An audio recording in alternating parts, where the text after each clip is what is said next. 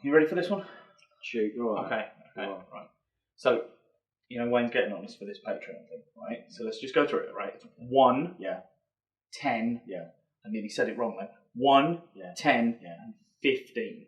Okay? 1, 10, and 15. 1, 10, and 15. All right, just so we're clear. 1, 10, and 15. So we know as we're going through the episode, 1, 10, okay? and 15. Okay. Fine. Right, good. Okay. 1, 10, and 15. 1, 10, and 15. Okay. We don't want to get it wrong for one. No. We know how much it means. No. He's told us off, so we need to get it right now. Okay, 1, 10, and 15. 1, 10, 15. I'm Batman. Good luck, Harry Potter.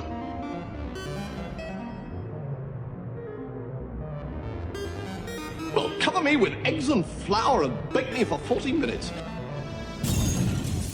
Hello, and welcome to Screen Masters with me, Bath. And me, Fluff. And today we are going to be taking a look at the TV series Rick and Morty.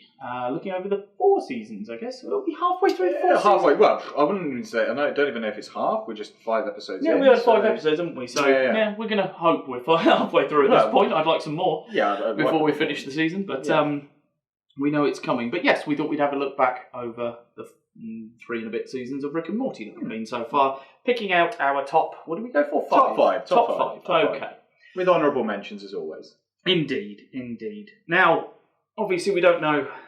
I don't know the state when this releases, but I'm going to assume that coronavirus is still knocking around. Okay, go on then. So once again today, we shall turn to some words, and the words of Disturbed. Disturbed now. And we're going to say, get up, come on, get down with the sickness. Your mother, get up, come on, get down with the sickness. Jesus. Oh, Jesus Christ, okay. Your reaction to them is worth it alone. What a wonderful start to the podcast. It's funny, whenever I say them, I can, even though we're recording this and it doesn't go out for a few weeks, I feel like I can hear the audience rolling their eyes, like it's an audible thing. Our good friend and listener, Mr. Dave Mortimer, has a tendency at work these days to pull out dad jokes from time to time. Nice. And that is pretty much the exact reaction that he gets from me. The other people will laugh, and don't get me wrong, and I will just be like... I will audibly roll my eyes. Other people find it hilarious. I'm like, I can't be a good dad joke. But keep it up, Dave. Keep it up. Also, quick piece of housekeeping. Last episode in our potluck, we were discussing a question that had been sent in about sequels, threequels, trilogies, where the subsequent parts are better than the originals. And I hadn't written down the fella's name who put the question in, or put the suggestion in, so I'd just like to credit him now. That was Mr. Jason Bradshaw through the Facebook page, through Messenger. So thank you very much for that, sir. Apologies I didn't write your name down in time for the first episode. Okay, let's do the rest of the admin then. So, hello, if you're listening to us, you're presumably on your podcast platform of choice. That's lovely. If you want links to the Apple Podcast, to Spotify, or to Zencast, where the podcast is actually hosted, you can head over to the Facebook page, facebook.com/The Screen Masters, to find all of that. If you want to find us on the YouTube, that is bit.ly/Byte Back YT, he says, just looking down at his notes again to make sure he gets it right. Where you can come to the YouTube channel, you can see us. Hello, we're here. And look, we have stuff behind us again. That some of which ties in, you see? Told you there was a little bit of foreshadowing there last time, didn't we? Foreshadowing. I don't know why I'm leaning at this microphone, because it's not on. Yeah, I know. But when we were doing the first lot of foreshadowing, we were playing to mics that weren't actually used in the end. True, but we didn't know that at the time. Yeah, we didn't know at the time, but it was picking up the creaky floors too much.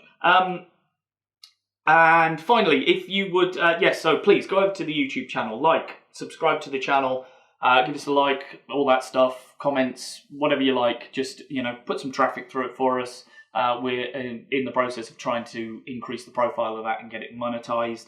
As we've said before, if a very small percentage of our listening audience could just pop over there and click the subscribe button, we'd be well on the way. So we'd very much appreciate that. If you would like to donate more directly to us and take advantage of special bonus content, t-shirts, bits and pieces, you can go over to bit.ly/Byte Back Patreon to sign up to Patreon, become a patron, with tiers at Now, we went through this. We're going to get it right this time. Yeah, we got this down. Okay. Yeah. And it's $4, $8, and $12. $4, $8, and $12. Not pounds, as I said last time. No, not pounds. $4, $8, and $12. Okay. And we got it right this time, Wayne.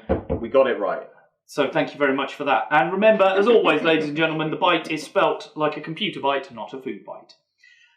So, are we diving in, or have you got some news? Got a little bit of news. I've got nothing, because we used it all. I used all my stuff in the potluck episode. So that's fine. So a little bit of the news now, as is usual. Usually, by the time this pod comes out, the news that we've suddenly discussed has suddenly developed a little bit further. Of course, yeah. Which is always the fun thing. So you're hearing this a couple of weeks behind, I'm sure. But even still, if you don't know this, then there you go. So first of all, Jeremy Renner has been talking about how he's getting in shape for Hawkeye.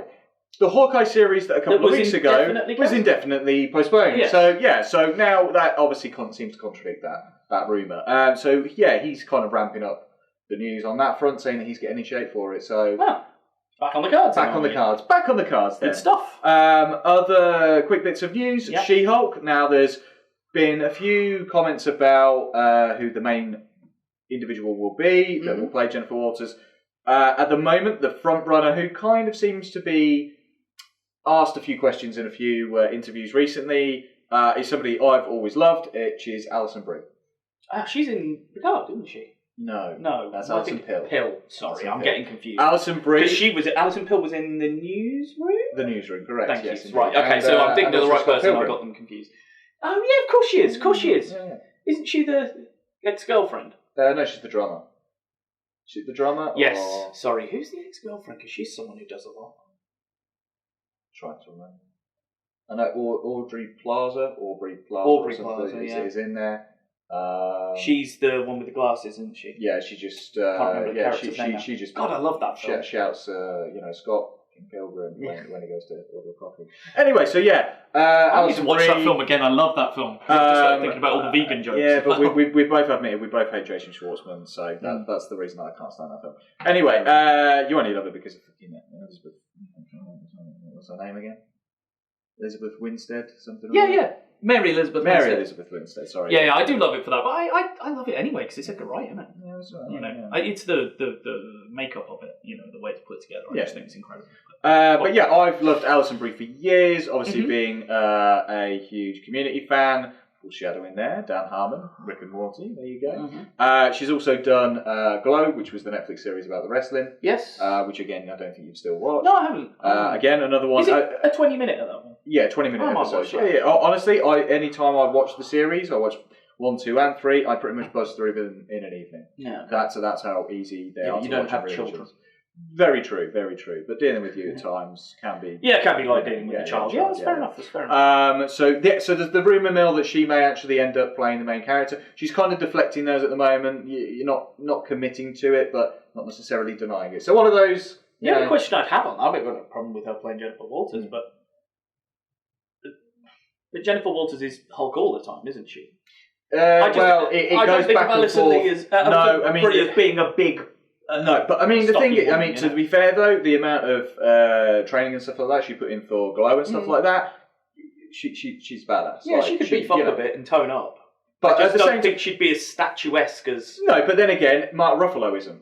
Yeah, that's very true. So, it's how they play it out. But again, it depends on how they're going to portray this character, because obviously we know from the comic books that it's one way. We'll see. Yeah. We'll see. It'd just be interesting. I don't think I want to see a full CGI She-Hulk. No. Front and centre of everything, if you see what I mean? No. And yes, Ruffalo is a great Bruce Banner, and obviously then they, with the face mapping stuff, put his face onto Hulk, so it works. I don't think they're going to do it disservice, put it that way. I think they've got an idea on what they're going to do. I have faith in them. And touching on Mark Ruffalo, apparentely he's also rumoured to be... Mark Ruffalo? No, I said touching on Mark Ruffalo. That's different how? Oh, God. You just had to go there, didn't you? Mm-hmm. You're a sexual deviant. He is a sexual man. You're a sexual deviant. How can you not like Mark Ruffalo? I'm not going there. Right, so anyway, the rumour is that Mark Ruffalo is in immediate talks to join the series as well. Oh, in what capacity, I don't know, be that a cameo, be that whatever. We obviously know the tie-in between, he and, Bruce Banner and Jennifer Walters in terms of the story and how that all comes about. So, interesting to see how that will all pan out. So, those are the two ones for the She-Hulk, and then finally on Thor, which appears to have pretty much been confirmed by Tessa Thompson, who's on the junket at the moment for Westworld, which begins this weekend. Don't know what to make of that. I think we were both very disappointed in season 2, so let's see how season 3 plans out. I don't think I can remember much of season 2. Because it was hogwash. Absolute hogwash. Aside from it was one ages episode... ago. It seems like it's taken even longer to get between because it 2 was, and 3. Yeah, because it wasn't out last year, it was out the year before. Oh, and they had the whole year I've totally forgotten, man. And I've got no desire to go back and watch it all. No, I've not either, because season 2 was just utter fucking hogwash. Aside from one episode which focused on the Native American, that was bloody enjoyable. Really good, really, really enjoyable. The rest of it was fucking hogwash. Anyway, going back to Thor and Tessa Thompson, she's pretty much confirmed that Christian Bale will be playing the villain in the film. Okay. At this moment in time, that's not been confirmed by Bale, but she's pretty much said, yes, he's going to be playing the villain in the film. Now, we don't know what villain it is at the moment. We're still, obviously, in the early stage. Speculate. What do you think? Honestly, I don't know. I really don't know, because... we kind of saw Surtur. Yeah. That would be my next go-to. Yeah. Based on what we've seen so far. We've had Hela. We've had... Could be the God Butcher. Yeah. Could be a number of characters, and I think that's the intriguing thing at this moment in time. Absolutely. I genuinely don't know, and I'm intrigued to see where Taika Waititi's going to go with it. Yeah, it could be another realm that we've not seen before. Precisely. Like Jotunheim was the Frost Giant. This is it. They've already shat the bed with Malekith, Malekith, Malekith, sorry. And even though the great comic book stories that have been out in the last couple of years, War of the Realms, stuff like that, they're all centred around him. So who's to say at this moment? But anyway, we shall see. So there you go. There's a little bit of casting news. Good stuff.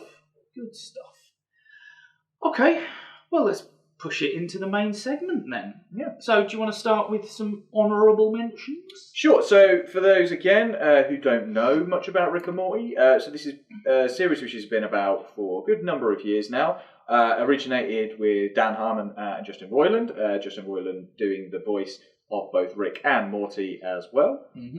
The remainder of the cast consists of Chris Parnell, who I've always loved because he was in Archer. He plays one of the characters in Archer, and he's absolutely fantastic in that. So I know he's got the voiceover chops for this, playing Jerry.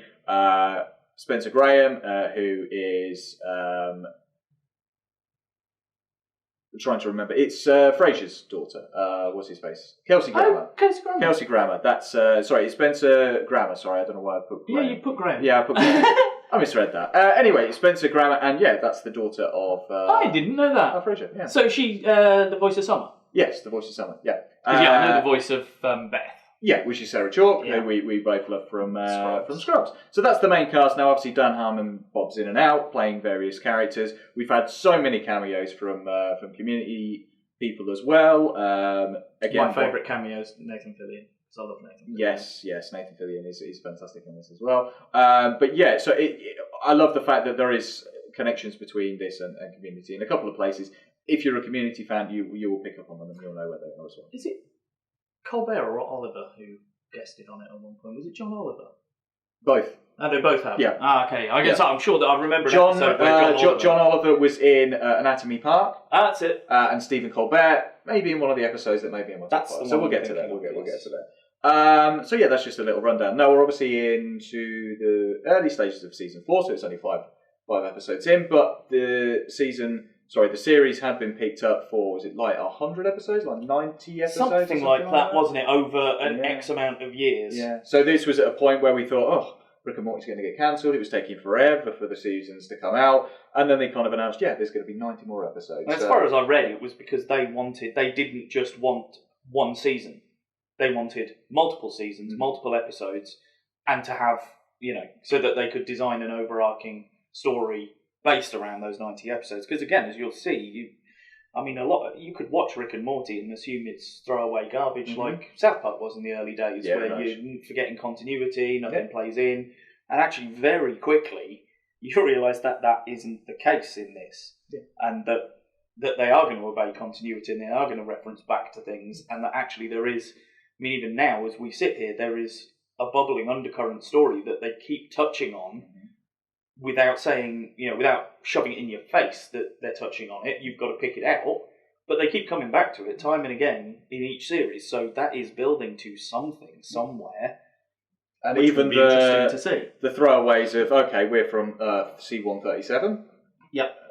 Summer is not the Summer from C-137 as a result of them moving across and things like that. And they keep that in continuity. They go back to, the previous iterations of Earths that they've been to and all that kind of stuff, which is cool. Yeah. And again, they're sensible writers. There's even a joke in there at one point, from Summer and jokes about the fact that, no wonder they're never on time and stuff like this. Joking about the fact that they're just talking nonsense. And she's like, oh God, no wonder you never get stuff out on time. They're like, what? Nothing. And it's just a throwaway to the fact that the whole of season 3 took a good 2.5 years. But they've always been fourth wall breakers, haven't yes, they have. I mean, crikey, is it the end of?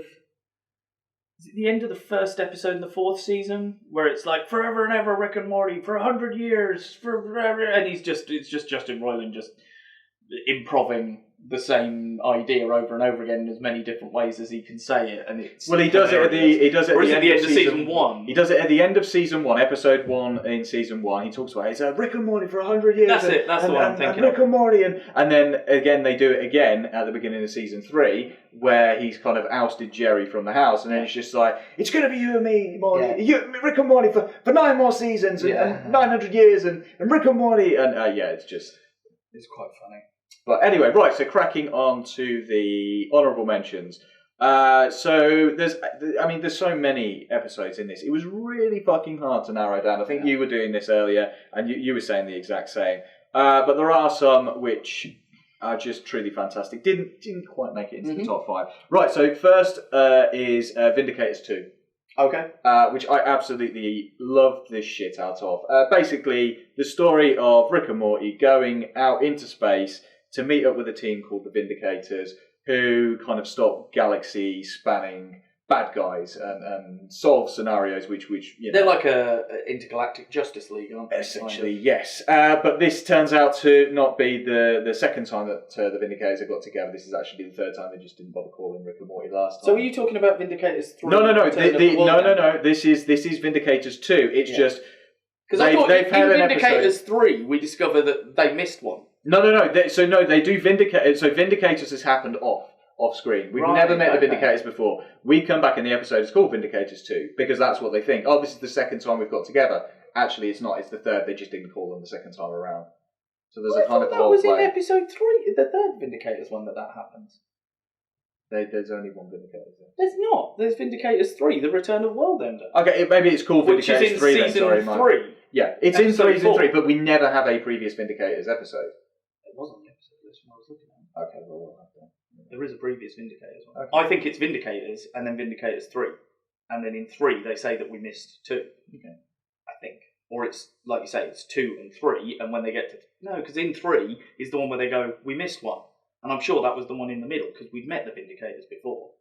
Anyway, Vindicators. It's just really enjoyable, because it's basically the story of Rick. Yeah, don't say too much about that one, because it's on my list. Okay, that's fine. Just getting absolutely shit-faced drunk and causing mayhem. And, you covered it, well done.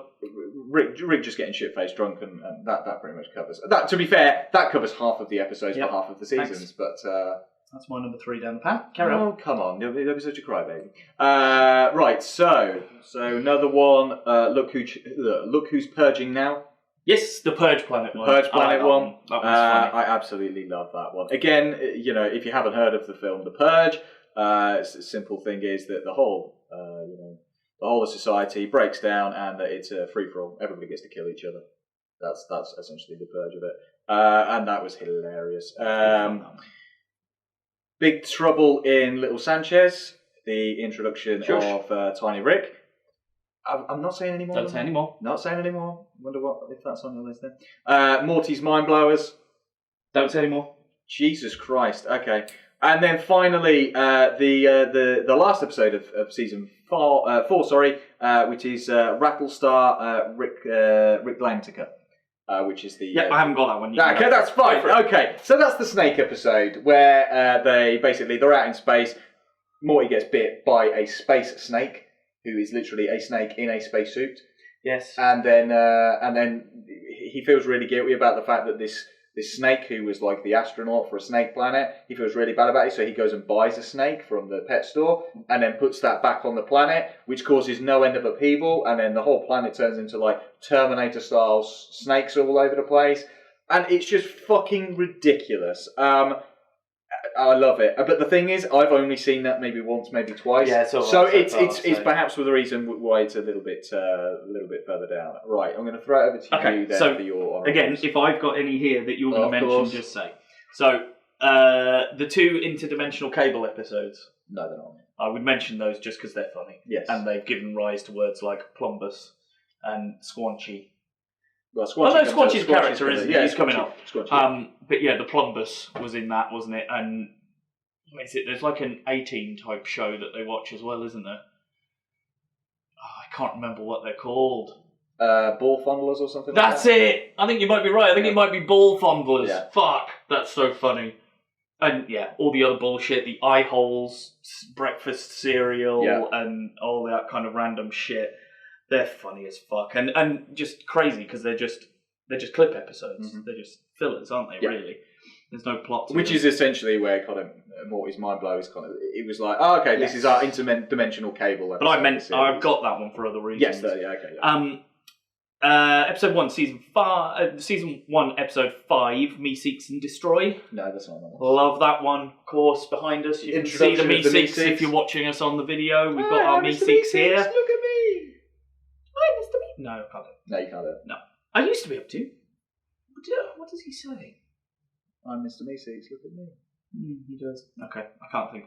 Anyway, but yes, I love that one, and that one's brilliant as well because at the beginning, it's when they get the Meeseeks box because that's the secondary storyline, isn't it? Is the normal people, the family, playing with the Meeseeks box while the other 2 are off on their adventure. Yeah, and it's Jerry, Summer, and Beth all ask the Meeseeks for something, and the girls are just so vapid and basic about it, and you think, oh God, as if you're ever going to attain that. And Jerry's just like, I just want help with my golf game. Yeah.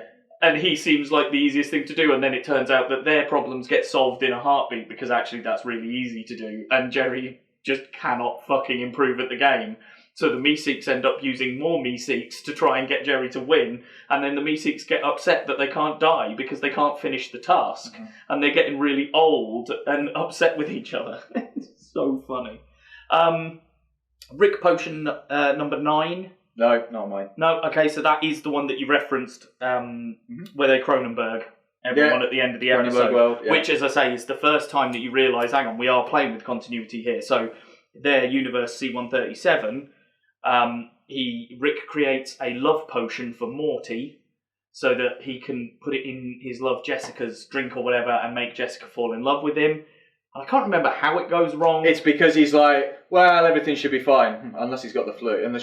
That's right, and she's got the flu, and then it spreads, and everyone ends up Cronenberging, as they call it, and end up as they all fall in love with Morty, and then the only way to do it is, okay, I'm going to splice some of this DNA and this DNA, and it'll be fine, and they all turn into Cronenbergs. He Cronenbergs everyone, and it turns into a post-apocalyptic wasteland. Yeah. So they escape to another universe where the Rick and Morty of that universe have just died, and so they just take their places and carry on. Mm-hmm. But then for the rest of our time, we are constantly referencing that they Cronenberged it. They Cronenberged their original planet, that they're not from this planet originally, that they aren't the original Rick and Morty of this world.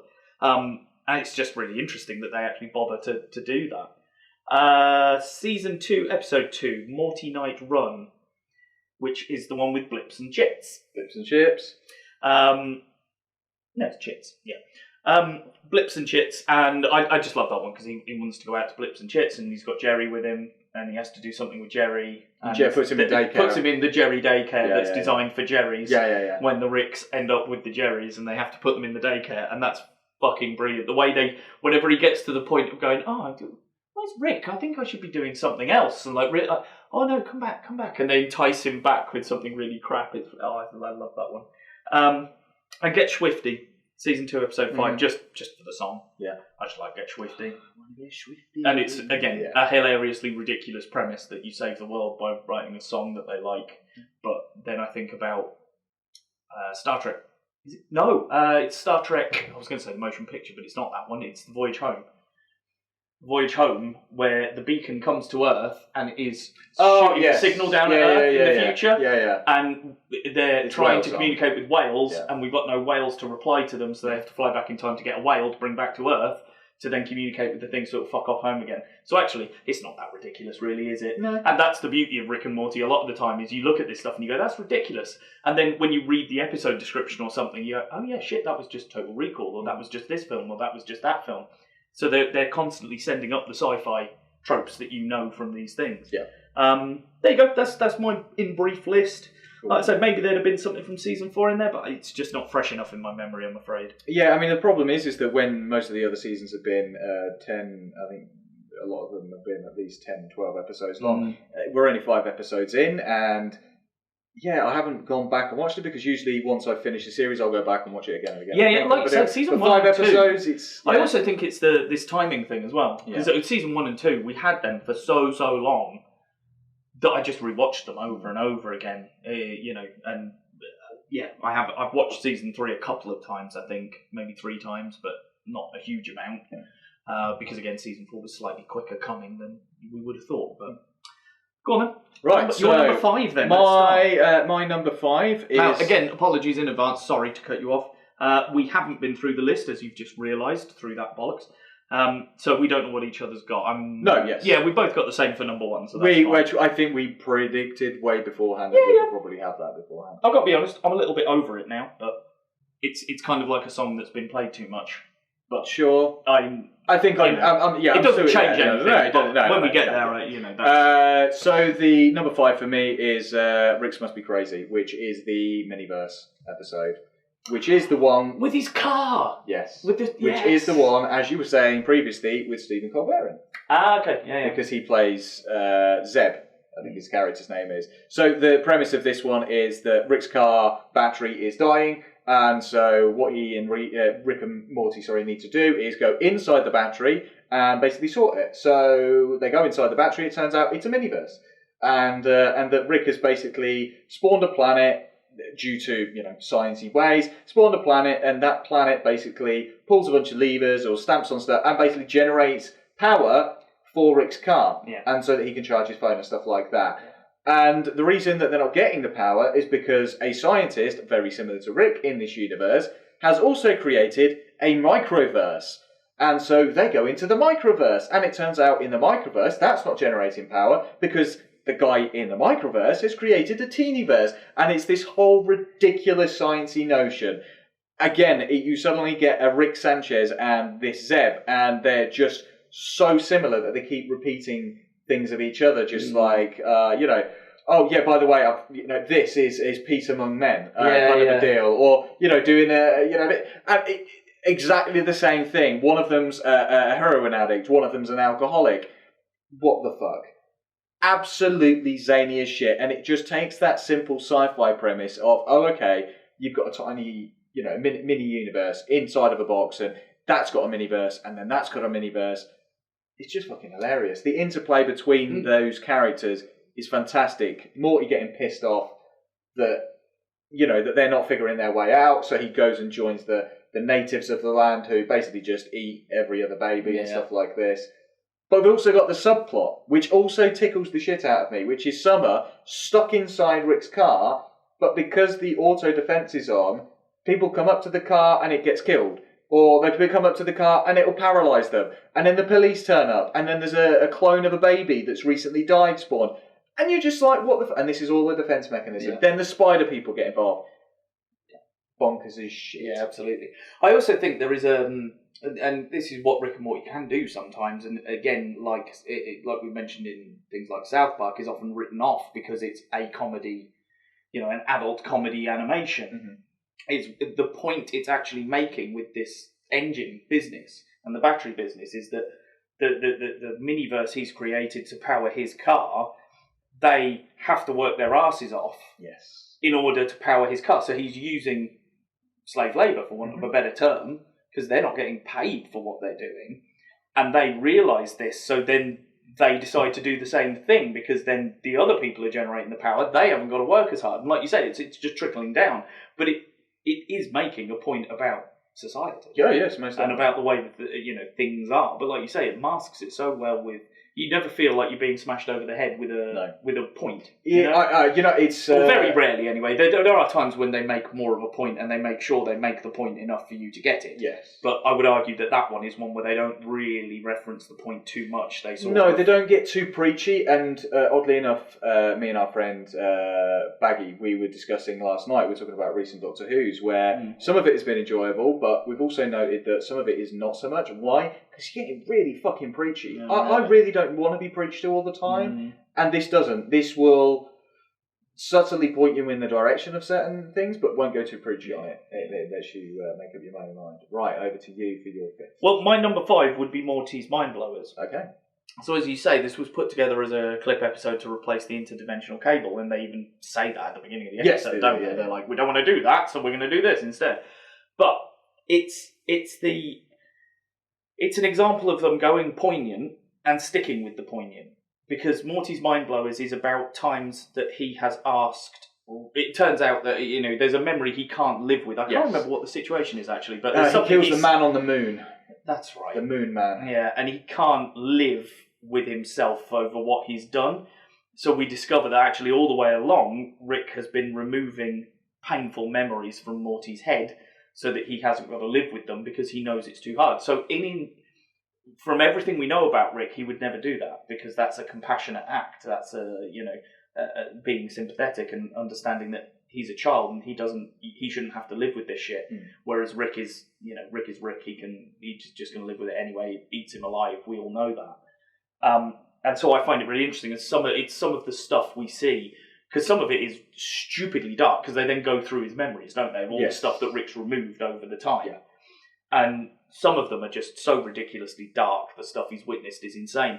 But then I'm sure, there's 2 or 3 moments when we see Rick being nice, and he's removed back from his head, because he doesn't want Morty to remember that he actually likes him and was nice. Or Morty got one up on Rick, and he's laughing at him, and he's like, do you want me to remove your memory? What? Don't worry about it. It's just like, you son of a bitch. And that's why I like that one, because it every now and then, I think there's another one that it has a poignant edge to it, or like I say, an emotional edge that you wouldn't normally get from the show. Yes, they'll make points and things, but they won't very often try and play with the heartstrings. And that is one example where I think they do. And actually, there's a couple more on my list where I think they do. And they're, I think, the ones that actually, every single one of the ones I've picked, I would argue there's a part in there where they're playing with the heartstrings, and that is possibly why I've picked them. Thinking about it is because they're making that, trying to make it deeper, trying to make it more than just surface fluff and comedy. Sorry, what? With an occasion, I've done it again. Surface crap and comedy, and make it seem a little bit deeper, and like there's a little more to it. But yeah, that one would be my 5. I like I say, I won't say it more because you went through it as well. But yeah, I think that's really good. And like I say, it's the poignancy and the darkness to a degree, because I am a fan of really, really dark humour sometimes. It's that, like you say, it is that clip show thing. Like I enjoy Interdimensional Cable 1 and 2. They're good, but this was just a little bit realm of difference, because it's involving the characters that we know, putting them in zany situations where you wouldn't put a whole episode around that zany situation, but we can put shitloads of clips about that kind of stuff, and it works so well because of the length of the show. Yeah, I agree. Cool. Right, so 4 for me is Total Recall. Now, funnily enough, as you might see everybody here, this is that's what. Of course, I should have known that's what it was called. Total Recall. So this is a little board game that. Card game, I should say, that we've had for quite some time. It's very good. There's some characters. If you was, apologies, audio listeners, I'm going through the things. Also, when he said that Rick was doing this, he was flicking the bird. Oh yeah, so just I was flipping the bird. For audio listeners. Flipping the bird. He was flipping the bird. So who have you got there? You got Pencil Vesta, Mr. Poopy Butthole, who's easily my favourite. Yeah. Ghost in the Jar. Tinkles. Mrs. Refrigerator. Amish Cyborg. Sleepy Gary, Uncle Steve, Tiny Cowboy on a Dog, Cousin Nicky. Every single one of these characters is created essentially in this episode. Photography Raptor, Mr. Beauregard. One of my favourites. Yeah, Hammer Eye. Frankenstein's monster. was on the wrong side of the pitchfork on this one. Pool Kid. Balloon Dog. Big Robot. The Bearded Lady. Reverse Giraffe. Which I've actually only just thought about. So he has a really short neck and a really long body. Yes. Yeah, did you not spot that? It's the first time I've actually thought about it. How many times have we played this game? Fishman. Yeah. A fish dressed as a man. Manicorn, which, crikey, any people with children, like young girls or even boys, if they like unicorns, Christ, don't show them that. They'll have nightmares. Fucking ever. Baby Wizard. Homeless Puppet, who is... what was the name of the one who lived in the trash can? Groucho? Or was it Grover? Grover? Sounds like right. Sounds about right. He's in an advert at the minute. I keep seeing. Oh, right, okay. And finally, Big Duck. So the premise of this episode is that the family is stuck inside inside their house because one of them has walked in a space parasite, and this space parasite gets into your head, makes you recall memories which don't necessarily exist, which creates additional fake characters, which expands, etc., etc. So eventually they're just surrounded by these lists of fictional characters, most of which you've just read out, and it's them trying to figure out who's real, who's not, which memories are real, which aren't, and it's just fucking hilarious. It spawned this game, which we have played countless times and I've thoroughly enjoyed. But again, it's just the zaniness of it, like, eventually they learn that it's actually the negative memories of their family confirms that they're actually real. Yeah. So you just get these things where, like, Morty's masturbating in the kitchen. Someone walks in and says, "What the fuck are you doing?" He's like, "I masturbate everywhere. What's your problem?" And it's just like, oh my God. Or that, Summer gets hit in the face by Beth when she's holding a bottle of wine. She's like, "Oh my God, I've got a black... It's picture day!" And all that. So again, it's the interactions between the family members. Yeah. Jerry not believing that he's actually real because he's had a gay relationship with Sleepy Gary, and there's the whole thing. Because they've got to try and figure out who's a parasite and who isn't, won't they? And then you have to kill the parasites to leave the core family left. Yeah. And they can't decide who's real and who's not because it's Mr. Poopy Butthole, isn't it? It's the one who runs through most of it because they've all got loads of lovely memories of Mr. Poopy Butthole. And they haven't got a single bad memory of it. And I think, again, this is, the cleverness of what they're doing. I'm fairly sure on that one, we see Mr. Poopy Butthole in the title sequence. Yes, we do. When we haven't seen him at any other point. So they planted a seed right at the beginning of the episode to play into that. That one's very good. Very good, that one is. Alright, so over to you for your fourth. Yes, so my fourth would be Ricksty Minutes. Ricksty Minutes. Now, I picked this one. I'll be honest, I can't really remember the Rick and Morty storyline from this one, because it's not the bit that I remember from it. Okay. It may have just been at the time when I saw this in my life, there were some things I identified with. And I found it hit me in a particular way on this particular episode. But the bit that stays with me is that I'm fairly sure he has to just get Beth and Jerry out of the way for some reason or keep them entertained.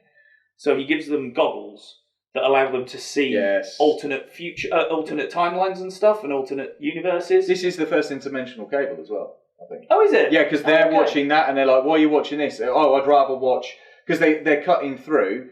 And then they suddenly see Jerry on a TV show, like a Jay Leno type TV show. He's like, "Oh, go back, I want to watch that." And he's like, "Oh, do you really want to watch shit about your own lives? Fine." And he gives them that, and then they carry on watching Interdimensional Cable. That's it. I had in my head they were called Interdimensional Cable, but they're not. The second one is. Yes, yeah. It's called Interdimensional Cable too. But yes, it's those goggles, and they're seeing their lives as they would have played out if they hadn't have gotten together and had their children and stuff. And it's just... Again, it's one that ends up pulling on the heartstrings because it's the thing that I think most people, I don't want to generalise, but I would say a lot of people have experienced the grass is always greener feeling when you're in a relationship at times. You look over at other people and you see these, I mean, I'm not stupid enough to look at things like Facebook and think that is someone's actual life. No. Because you always make a choice on Facebook. You're not posting every second of every single thing that happens in your life. No, some people do. Yeah, but I don't even think they are. Well, I think they are still making a conscious decision to whether to post this or whether to post that. They are, but it's also attention seekers will go, woe is me. Well, that's what I was going to get to. Is yes, you've got you ones who are looking for the "you okay, hun" replies, and that's fair enough if they want to be like that. But again, it's more the ones who you would look at a couple and you look at their Facebook and it seems like all they do is go on amazing holidays and have of course they're not going to post that they had a row last night. Yeah. But it creates, if you get wrapped up in it, it creates this impression that they live this perfect life and that nothing ever goes wrong, and why isn't my relationship like that, blah, blah, blah. And it makes you question things. But it is it is the realisation that sometimes it isn't, the grass isn't greener on the other side. And, the point is that if they had have gone different ways, then they wouldn't have their children and they wouldn't have this life. And there are certain things you can't, you can't change, because then you wouldn't be where you are. Yeah, it's one of those... It's that thing, yes. You can always... I don't know, I don't like the word regrets. Yeah. Like, I feel that you make mistakes and that you either learn from them or you don't. It's that thing of when somebody turns around and goes, if you could go back in time and change anything, what would you do? And I'm like, well... I wouldn't necessarily. I mean, there's certain events and certain and times. A specific night in New York that me and a certain baggy were discussing last night, oddly enough. But at the same time, you can't go back and change a certain element, because you wouldn't be the person that you are today. Exactly. Looking back on that, you would be different, and you wouldn't be in the situation where you were having the conversation with the person about going back in time. Exactly. Yes. So you have to accept that, which is why I like to see it as more of, I made mistakes and did I learn from them or did I not, and I move forwards. You can't, it's a difficult thing to live with regret, because you're constantly beating yourself up with that. You have to learn to put it down, to move on from it, and just accept that you didn't make the right choice in that scenario, or that something went wrong. Sometimes things fuck up and they're beyond our control. And you can't control every aspect of the things you're involved in. But again, it pops all that stuff into my head, and for that reason, because it makes me think, it makes me look at myself and my own situation and things like that, and that's the best stuff, when you're identifying with it and you're taking something away from it that makes you think for weeks and months afterwards. I mean, I'm sat here 3 weeks removed from us recording our last batch of episodes. I'm still not sure whether I like Jojo Rabbit. Right, okay, yeah. I'm going to watch it again at some point. Yeah. But I haven't done yet, because obviously I was doing all the Bond stuff. But, I'm still not convinced. But I know there's something there, because I'm still thinking about it. I'm still going through it. Yeah. And that means there's definitely something in it. Yeah. No, I definitely would agree. Like, there have been Rick and Morty episodes. Now, I didn't put it down as an honourable mention, mainly because I've only just watched it. There was an episode within the latest season 4, where Rick has this guy who finds his secret toilet and is using it, and he goes on a whole investigation to find out the guy, and then he sets up this elaborate thing, basically going, he's got like 100 holograms, congratulations, this great guy. And then eventually the guy dies, and you just get this sense of foreboding loneliness and longing from Rick. And as you say, I can empathise and I can understand that position, because I felt that myself. And that was it. Afterwards, I was like, fuck yeah, you just see him sat there and he's just like really melancholy and really doesn't know what to do. And it's like he's tried to set up this whole elaborate thing for a guy who was essentially his closest thing he could say at that point was his friend. Morty is his grandson. He's his friend, but he's also his grandson. And at that moment, I was watching that, and there was like almost a tear coming, because I was like, you know what, I can understand that. And as you say, there are so many points within this series where it does tug at the emotional. And actually, thinking about season 4 as well, the one where Morty wants a dragon. Yeah. And Rick's like, you want a dragon, you fucking idiot. No, they're fucking lame. Don't have a fucking dragon. And then he ends up soul bonding with the dragon. And it's that bit where they're like in the dragon's cave and he's going through all the shit and going, you got the Futures album. Oh, wicked, blah, blah, blah. Yeah, he signed it in Molly. Fucking hell. Oh, it was brilliant. Did make me go back and listen to that song, though, because I'd totally forgotten about Molly Percocet. But yeah, that was great. And again, that was Rick finding a friend. Yes. And he needed a friend, because he does need a friend, because he doesn't let people in. Yeah. So yeah. And again, I can certainly empathise with that as well. Right, so my number 3. Now, I really enjoyed this one, and again, I think you touched on it a little while ago, which was Rick Mantis Mix-Up, which is the Stories of the Citadel. Yes. Which is absolutely brilliant. So I left this one with you because I would have put this on my list, but I didn't know the episode. Now that you got it, I've left it. Yeah, so it's the different stories from the Citadel. So we go around, and this is so basically Rick and Morty at the beginning of it. They're about to go on off an adventure to Atlantis, and then a couple of guys are like, turn up, like, we're raising money to repair the Council of Ricks, and they're like, oh fuck that, we destroyed the bastards, like. Oh, you're that Rick and Morty. Oh, okay then. And then it cuts back, and then Morty's like, oh, I wonder what's going on there. Boring as shit, Morty. Let's go to Atlantis, and then instead we cut away to this. So we see. So this is just to back up a little bit. This is the second time we've been to the Citadel, isn't it? Second or third? Third, probably. But we've discovered we've met it once. We've met them once. Which is how we come across evil Morty in the first place. Yes. We then have the beginning of season 3 where they blow the fucker up, and then we have this one later in season 3 where they're putting it back together. So yes, this is we discover in that first episode there is a citadel full of Ricks and Mortys, and that there is a Rick in every universe. He has a Morty in every universe. Well, there's an equivalent of a Rick and a Morty. Yes, they look different depending on because there are different versions of them and different hats, and they obviously did a little mobile game, didn't they? That was like I was playing that for a good while. Catch all the Mortys. Yeah, that was hard. But we essentially discover that there are a council of Ricks of different types who run the multiverse, essentially, don't we? Yeah. And they are Rick and Morty from C-137 are always running into trouble with these other Ricks, because I guess I even think you might say it, but isn't it something like the C-137 Rick is the rickest of the Ricks? Yeah, or something? he's the rickest of them all. He's the most Rick he's the biggest arsehole of them all. Basically. He's the renegade. Even the artist formerly known as Rick, who ends up dead. That was just brilliant. Mm-hmm. But yeah, it's interweaving stories between a Rick who basically becomes a police officer, who meets up with a Morty, who's just a really down, fucking miserable bastard. He takes him on the kind of the scummy sections of the Citadel, and they meet a bunch of Mortys who are helping a really befuddled Rick who's creating some fucked up portal potions, and it's really weird and really stupid stories. We get some Mortys that are in a school, again from different Earths and stuff like that, who are basically being educated so that they can get given to other Ricks, because we've had a whole culling of Ricks and Mortys as a result of loads of stuff. So these are all...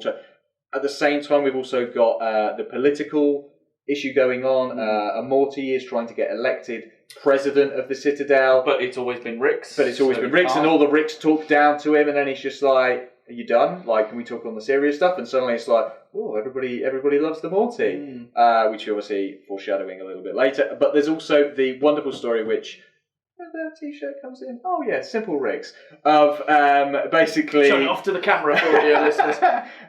So it's a story basically about a Rick who feels like he's been done over. He's been in this shitty job for years. Somebody else gets promoted above him, even though he's been there for 2 weeks, because he's the cool Rick. So he holds somebody hostage, and there's a whole thing. Basically, Simple Ricks is made from the memory, like the really wonderful memory, and they just take a little bit of juice out of his head. And each bar of Simple Ricks is infused with this because they do the advert for it is brilliant, isn't it? Because it's like him out in a field tilling away, and it's like Simple Ricks. And I can't remember the whole slogan, but I know the end of the advert is like, "Come home to the sense of your own completion. Yeah. Come home to Simple Ricks." And I think, flashing back to the previous episode, I've seen an advert for Olive Garden now through watching some of the wrestling, and Olive Garden says, "Come home to Olive Garden." Oh, okay. So I wonder whether that was a piss take of Olive Garden. But of course, I wouldn't have known at the time, because as we discussed last time, Olive Garden isn't a thing. It's probably a piss take of the many American adverts. I would have thought so. They're all like, "Oh, come home to the taste of Cracker Barrel." Or is it Cracker Barrel, actually? Am I thinking of Cracker Barrel or... I mean, Cracker Barrel is... Either way, is things that don't exist over here. Yeah, essentially. But it's just, this whole episode is just, it is... Okay, we're not focused on Rick and Morty, we're focusing on Rick and Morty's, but not our Rick and Morty. And it's just great because it does show those different characters, what would happen and stuff like this. Then we get the reveal at the end that the evil Morty from previous episodes is actually now been elected president. He slaughters a shitload of Ricks that don't agree with him. And it's like, oh, okay, is this going to pick up the thread later on? Loads of people are suggesting loads of things on Reddit and stuff like this. Saying that he is he's Rick's original grandson, that Morty isn't his original, and all this kind of stuff. Yeah, that he lost a Morty and he's replaced his Morty, and this is the original Morty. And then people to back that up look at the title sequence. And pretty much we've seen everything in the title sequence. You see it within the season two it's or in, three, or you see it 2 or 3 later, whatever. There's still one that we've never seen, which is where the first shot, where Rick and Morty are running away from something. He shoots a portal, Rick jumps into the portal seals up, and Morty is about to get attacked. So the threads is that that's his original Morty. And he didn't save him, but he survived, and that is evil Morty. And we haven't seen that bit yet, because we haven't got to it. What I did love is that when straws, I'm not sure. When I came out of that episode, I can't remember who it was amongst our little boys night collective we were discussing this with, but I was like, oh yeah, you've seen the evil Morty, what? And I had to show them the clip. Oh my god, I didn't see that. Oh my god, and it's just the picture that goes by and the hand spotted. Yeah, there's just pictures floating around. It's the music as well. I love the piece of music they play at the end. That's I'm sure is a standard. Yeah, exactly. Yeah, and I'm sure that's like a standard piece of music that's from something else. I don't think they wrote it for it. So right, so over to you for your 3. Number 3. Well, so yeah, my 3 is Vindicators 3: The Return of Worldender, which is, as you say, so we're on as. For the viewer, I'm sure it's the second mission we've seen with the Vindicators, I think. And because I do think there's an earlier Vindicators episode. But I don't and we know we've missed one in the middle. But it doesn't matter. I haven't got the list here to confirm or deny. Okay. This one, I love, like you say. Essentially, they go there. It's one of Morty's... Morty's adventures. Because he gets... I can't remember which episode it is, but is it first season, I think? They decide that Morty gets a card... And he gets to choose 10 adventures. Well, they go on all of Rick's adventures, and for every 10 of Rick's adventures, 10 of Rick's, he gets one. That's it. Yeah. So that he uses his stamp card to choose this one adventure to go and see the Vindicators, and he wants to have a great time. Rick fucking hates them because they hate Rick because he's a dickhead. But Morty's really excited and wants to be working with them and blah blah blah. And essentially, Rick just. Well, he kind of ruins it for them, doesn't he? Mm-hmm. So he just goes and kills everyone after getting absolutely shit-faced one night. He goes and kills the baddies, the World Ender, sorts everything out, and then sets up a Saw-like game show for them to go through to try and get to the end. But Rick was so fucking battered that he doesn't remember what he did. And is it that when they first find him and realise what's going to happen, he's in a pile of his own shit? Oh, they wake up in the morning and he's on a table and he's just covered in shit, and Noop comes in and has to clean it. And Noop comes in to clean it all up, and he's the little cleaner dude. Yeah. And I love this one because it plays it the opposite way. As they're playing through this Saw-like game show, it seems more and more like he's gotten really sentimental when he was drunk. And has set up a really complex way of showing Morty that he loves and cares about him. Mm-hmm. Because Morty's answering all the stuff really quickly because he knows Rick. He knows what he's going to do. But then towards the end, he's like, oh, well, maybe that's not what I think he's going to do then. And he gets on a little roller coaster ride, doesn't he, at the end? And goes through a thing with Rick telling him about how you've always been there for me, and no one else understands me, but you are always there. And he gets to the end and he's talking about Noob. Yeah, he's like, Morty's sitting there, like, with a tear in his eye, and he's like, God, I love you, Noob.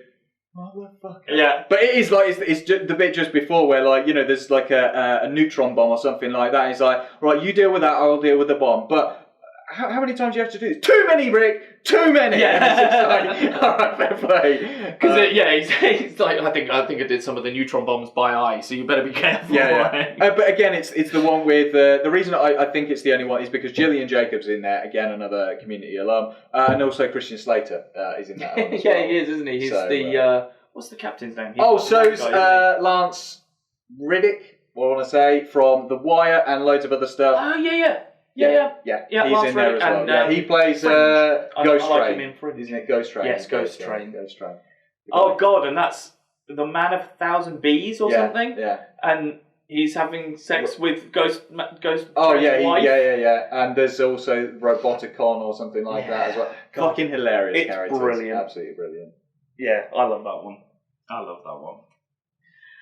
So, episode 2 on my list for me is Rick Shank Redemption, which episode was 4, season 1. No, episode 1, season 3.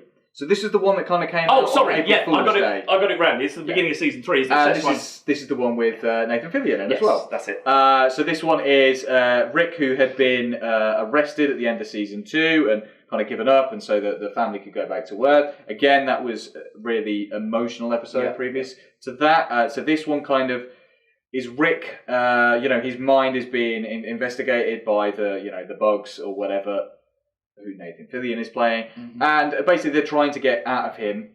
How does he make his portal gun, essentially, so that they can take that technology, and what they think is a whole elaborate plan, and they're trying to get him to reveal information. It's all a setup by Rick. He's still in his own head. He's still smarter than a lot of them, and basically outsmarts them. But again, we get this whole thing about basically it's all to do with the Szechuan sauce. McDonald's Szechuan sauce. McDonald's Szechuan sauce that came out with the Mulan movie, and how he fucking loved it. And the fact that McDonald's, as soon as this happened, had such a demand for Szechuan sauce that they ended up giving out a shitload of Szechuan sauce. Not in this country, sadly, so I still haven't tried the Szechuan sauce. However, the whole of America had Szechuan sauce for a little while. I even saw a little video where they took a huge tub of it. Tubs of it, Yeah, they took a tub into the office for Rick and Morty guys, and they went, there you go, there's the Szechuan sauce. They'd never even fucking tried it. They just threw it in there as a line, and it was like brilliant. Because it's one of those things that I guess with the guys being that age, they remember it from the mid-90s when Mulan came out and whatever. And we've got Mulan out this year, so fingers crossed for Szechuan sauce. Yeah, come on. So you're listening, Disney. Yeah. But again, it's this whole thing of Rick just trying to come up with this elaborate backstory that breaks your heart, and he's just like, it's the scene where he's just like, oh, it's the shot between the greatest sports team achievement and where you were on 9/11, and you're just like, okay, these are actually certain things that people do kind of remember. And it gives this whole elaborate backstory, which turns out to be absolute bollocks. And at the same time as this going on, Morty and Summer have gone back to the Cronenberg world. Yeah. So we go back to Cronenberg world. We meet the original, family, basically because they're trying to save Rick. Because that's it. They're just like, fuck it, okay, we've got to save Rick. So they go back to the Citadel. Turns out the Citadel want Rick dead. So they tend to assassin squad, and then Rick moves his brain between, and it's just brilliant. Like, we'd had a huge gap at this point between season 2 and season 3, and this dropped. I'm sure this dropped on April Fool's Day, something like that. And there was a gap between it and the rest of season 3. Yeah, there was like another 6 months, but it was just the fact that this dropped, and I was like, no, that's not, holy shit. This actually an episode. It was so fucking good. So good. But for numerous reasons. For the Nathan Fillion of it was hilarious. Is that the one where he's talking in a Shoney's for most of it? Shoney's, yeah. Is Shoney's a thing? I imagine so in America. Yeah, I don't know. It's like an Applebee. Because it's like it's like Squanchy or Plumber, so they're just words that I don't know whether they've made up or whether Shoney's is actually a thing. Because like I know Denny's, I know Wendy's, I know IHOPs. I know. Yeah. I thought I knew Chili's and all that sort of stuff. That's the thing. I thought I knew a lot of the brands until being the Elite and AEW. I'd never heard of Cracker Jack before. Cracker Barrel. Yeah. Cracker Jack. Same thing. I've never heard of Cracker Barrel. I'd love them to open a Cracker Barrel because apparently their breakfast are fucking brilliant. Yeah, fair enough. So yeah, brilliant. Oh, cool. Right, so that was my number 2. Over to you. So my number 2, as I managed to shut you down earlier, is Big Trouble in Little Sanchez, season 2, episode 7. I kind of knew this one. Which is Tiny Rick. Now, for me, Tiny Rick was Pickle Rick before. That was the equivalent. We had Tiny Rick before that. So this one is that Rick turns himself into a younger human, or a Tiny Rick, so that he can attend school. With Morty. I can't remember, is it because to try and help him with Jessica again? No, it's because Summer and Morty need to fight the vampires. That's right, there's hunting. Twilight vampires in there, aren't there? Because it was back in that sort of day. So yes, and again, this one, you think it's all just silly and good fun. And then as it goes on, you realise that he's stuck in that body, and that if he doesn't get back to full size, he's going to die. Mm-hmm. But he's actually enjoying himself as a child for the first time in his life. He's actually having fun. So he doesn't want to change back.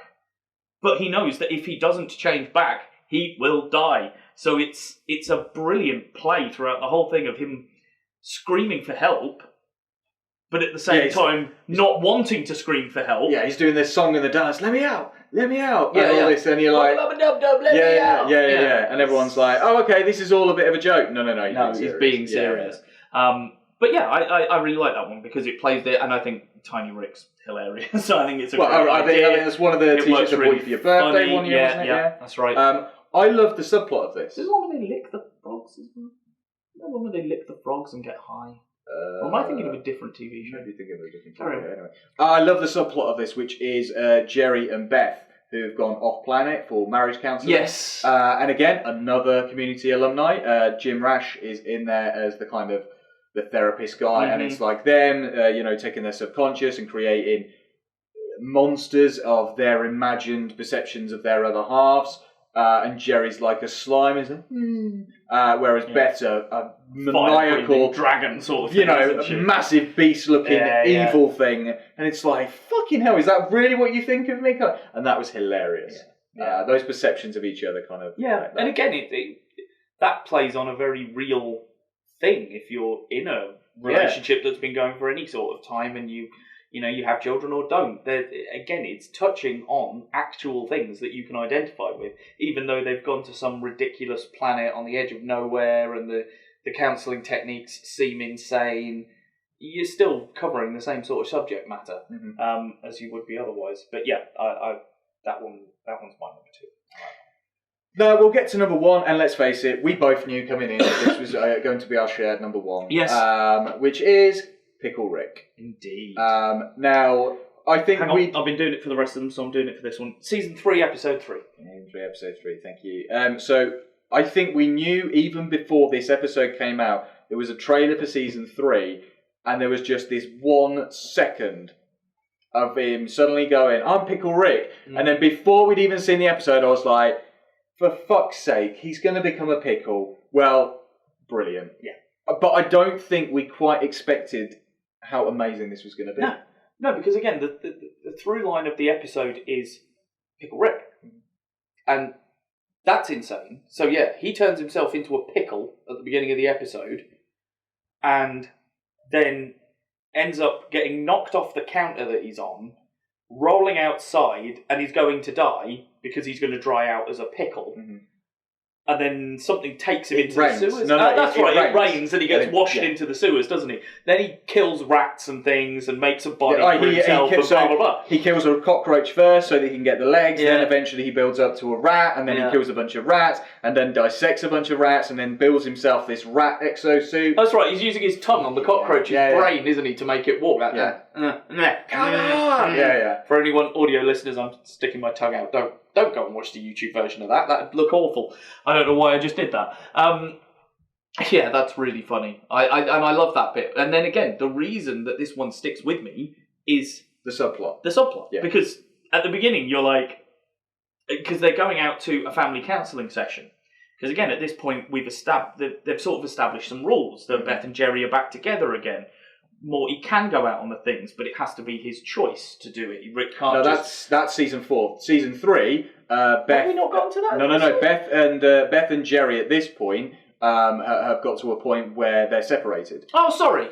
Yeah, you're right. I'm a season too early. They're still separated, but they're going for family counselling anyway, aren't they? And essentially, Rick's supposed to be going, but he can't because he's turned himself into a pickle. And then they notice that there's a needle hanging above him that's tied to this, that's tied to that, that's tied to a timer that's going to go off in 10 minutes. What's in the needle, Rick? Just something I need. Oh, okay, I'll just take it down then. It's not anti-pickle serum at all. It's definitely not anti-pickle serum. And they go to the counselling session, and he then goes off into the sewer and all that sort of stuff. And they're having this really interesting counselling session with the counsellor, talking about Rick and... Is it Susan Sarandon? I think it is. Yeah, I think it's Susan Sarandon, And they're having this counselling session as the rest of the family, and Rick's off on his adventure. And then finally they dovetail, and Rick ends up coming into the counselling session. And that's where it gets properly interesting and deep, and we start to dig into stuff. And that's why, one of the reasons, again, that it stands out for me, because it's not... The silly comedy plot that's going on the side is fantastic.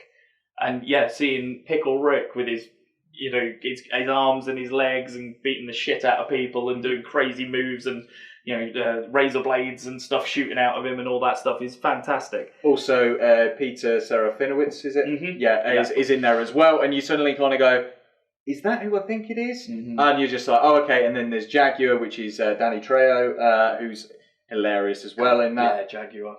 That's Jaguar, who again pops up right a little bit at the end, and it's just like, where did he come from? Oh, it's good to have a backup. Like you say, the whole thing, building the exosuit of a rat, then breaking into this building, wondering where the fuck he is, then just taking guys out, creating bombs, creating like laser cannons out of the most simplest of household items, and massacring the shit out of everybody there. And then blowing the whole place. It was absolutely balls to the wall hilarious. Who goes after him? Because they send Jaguar after him, but who is it who sends Jaguar after him? Peter Serafinowicz.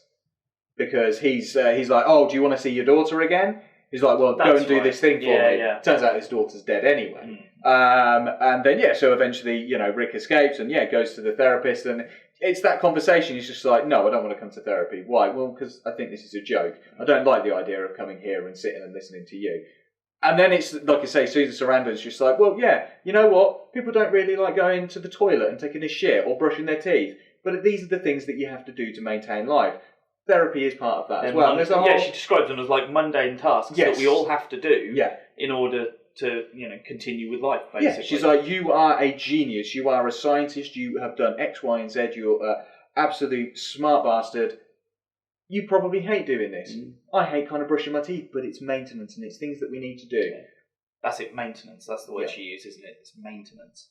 And it's those poignancy at the end. Because again, that whole final sequence when they're all together, I don't disagree with what Rick says. No. He makes some perfectly valid points. Yeah.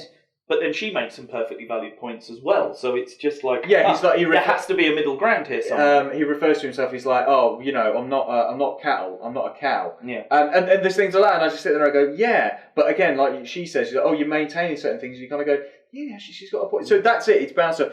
And by the end of the episode, like, obviously Rick finally gets his anti-pickle serum and turns back into Rick, which is just a horrible thing to see. You just see it turn from a pickle to that. But again, it's building the rapport between he and Beth. Their relationship has been very much up and down, but they're building this rapport. The kids at this point are just sat in the back seat, like, okay, Summer's no longer huffing glue, and Morty's no longer shitting himself in class. That was the whole crux of it, and stuff like that.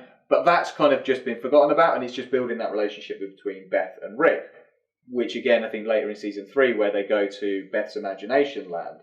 I can't remember. Can't remember the name. But again, so they go to her imagination land that he's creating. He's like, I created this imagination land where you can't drown, you can't be killed, and I created you all of these weapons and this, that, and the other. And it actually shows how much effort Rick put in. And that actually Beth is very much Rick's daughter, because she turns around, she's like, I'm sorry that you feel you need an apology. And she's like, fuck, I'm my father. And again, all of that kind of stuff. Yeah, absolutely. And that one's interesting, because they do... He created this whole world for her so that he didn't have to spend time with her. Well, no, it's because she scared the shit out of the kids in the neighbourhood, because she wanted like a switchblade and a poison dart and she comes up with all of these ideas, and he builds everything for her, and he's like, you were a scary fucking kid. And it's like, I don't remember that one well enough. But then again, he's like, you're my daughter, so, the apple didn't fall far from the tree, So there you go. So that has been the adventures of Rick and Morty. Indeed. Yeah. Pickle Rick's number one, baby. Pickle Rick. Which, I didn't go for the Pickle Rick t-shirt. I went for Simple Rick's today, just because I like the colour. But there we go, ladies and gentlemen. Thank you for listening, stroke watching. Please let us know your thoughts, whether you agree with our Indeed. Remember, we are always subjective on this show. We welcome your opinion. You may be wrong, but we welcome it. You're mostly wrong, but yeah. There is no wrong opinion, I would say. We are always happy to hear a different point of view. We may not agree with the point of view, but that's the point. We don't always have to agree. We don't agree with each other. Live and let live. We don't agree with each other at times. No, exactly. So, yes, thank you very much for listening, watching, whatever you've done. The links again that you need. If you go to bit.ly/bytebackyt, you will find the YouTube channel.